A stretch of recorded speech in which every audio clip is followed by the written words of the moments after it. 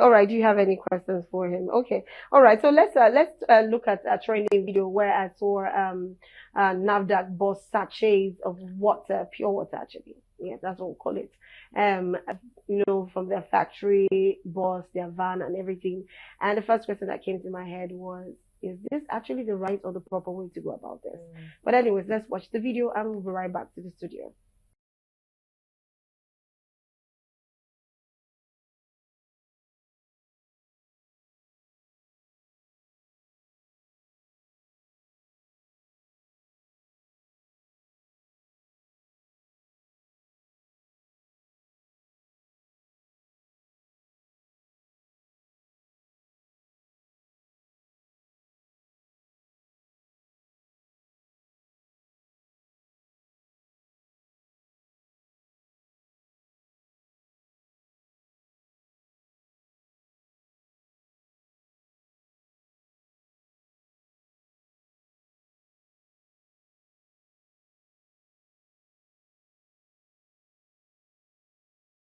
Right, welcome back. Yes, the update to that is not yet confirmed, though.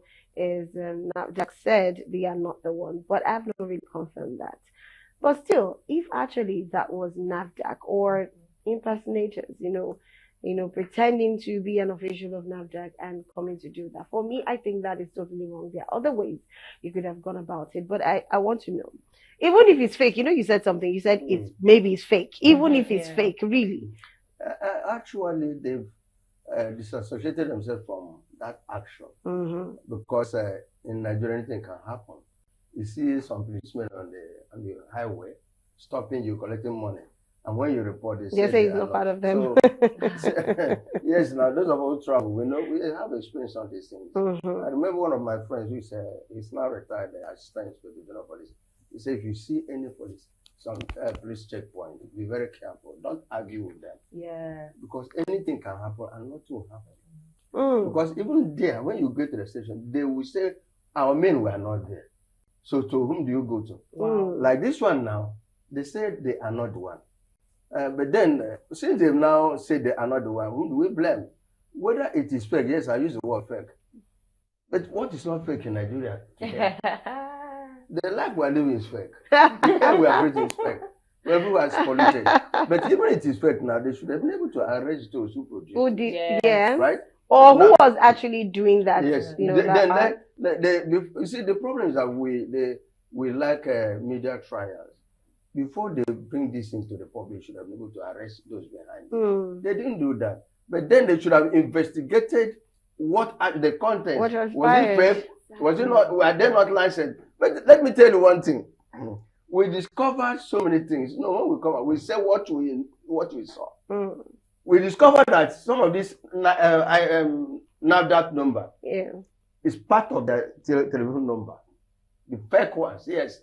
They will use it to produce water and they praise the number there, and they will be selling it. Wow. So since they've now said they are not the one, let us leave it there. To me, it's not the best. But then, what about the health implication? Exactly. Yeah. And show me it is fake. Of course, it is in Nigeria we still drink these things. It's in Nigeria we still see Okada.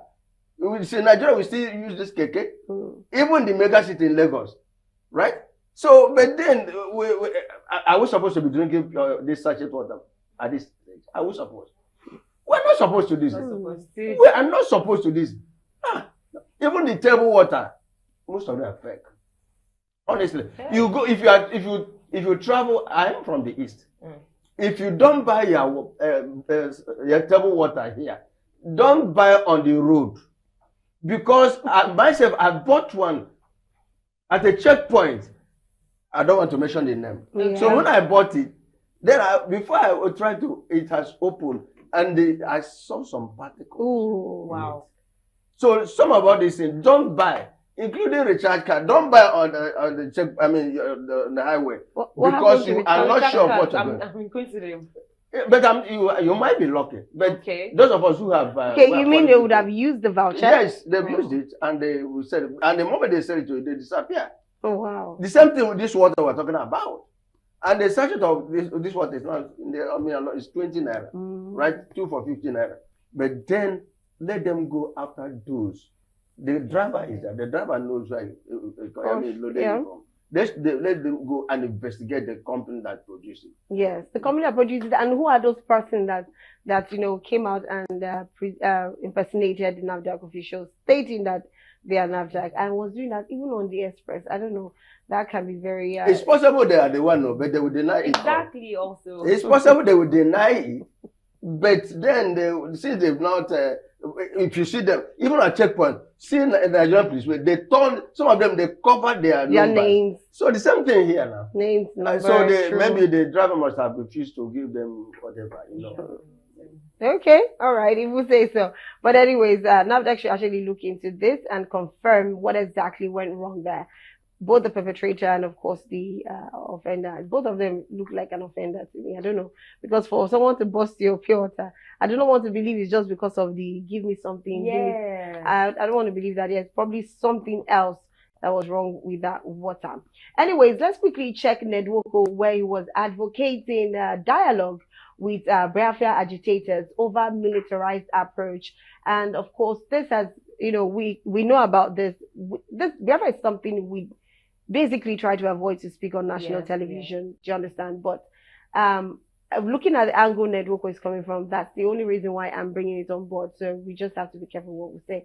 But anyways, let's quickly watch this video where he was actually trying to talk to, talk to people, and of course, so that they could do more of dialogue rather than getting armsmen and getting armsmen basically, because definitely they'll be armed to actually face this Biafra agitator. So we'll be right back. Let's watch the video.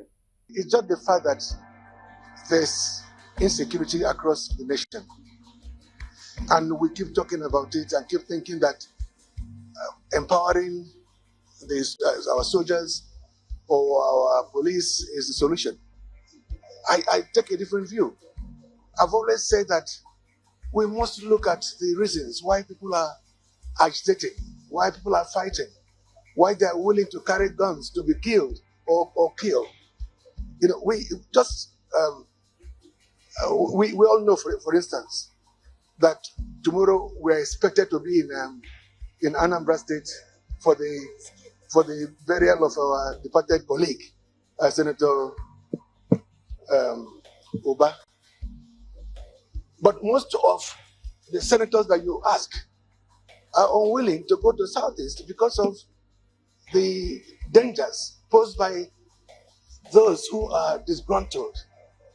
And we cannot have a nation where some parts of the country are no-go areas. It just doesn't make any sense. My solution is a very simple one, and I've said it and I keep saying it.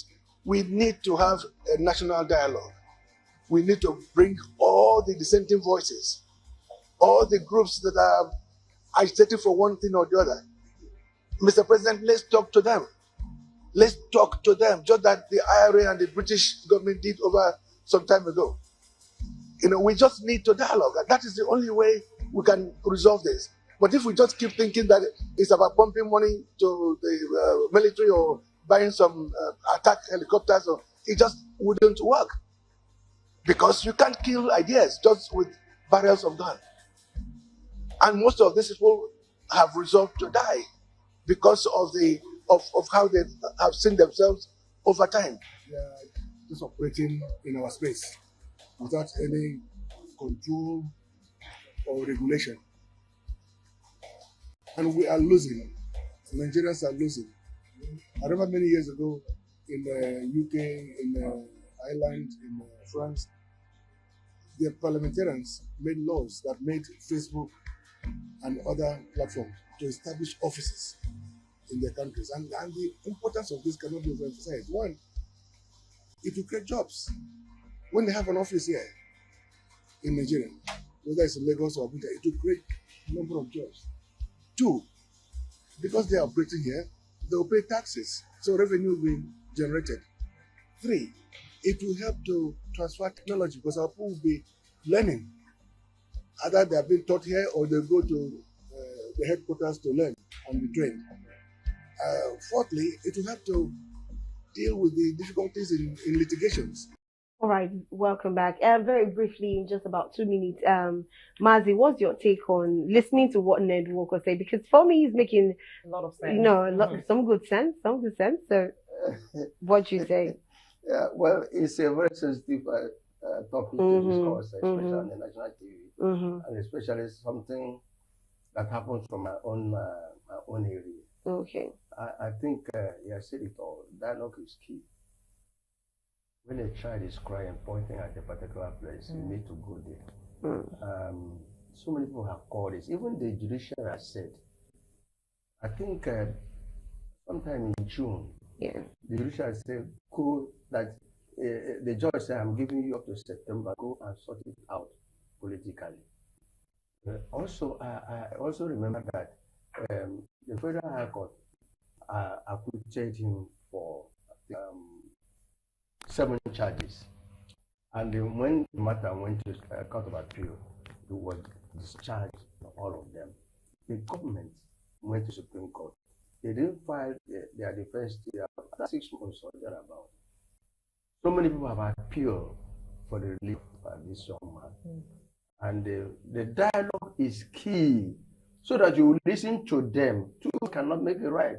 And look, well, you said 2 minutes. I don't want to go into what I feel that supposed to, because what are they talking about? What are they? If you go to the East now, it's like we are, the South is generally, it's like they are at war.